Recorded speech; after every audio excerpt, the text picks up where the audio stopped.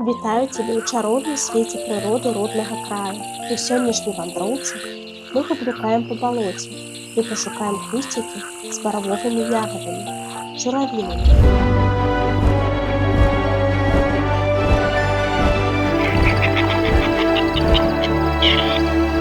Журавіны найвялікшы скарб беларускіх балот.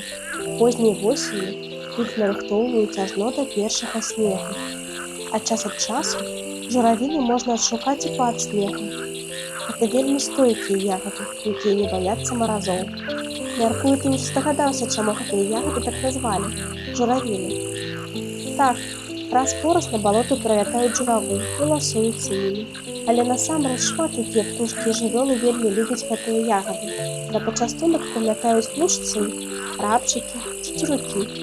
Прыходзяць мядзведзі, куніцы і вавёркі. Нават мы, курапаткі. Для людзей журавіны вельмі карысныя.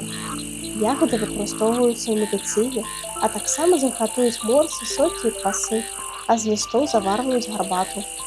Вось і падышла да канца наша вандроўка па балоце.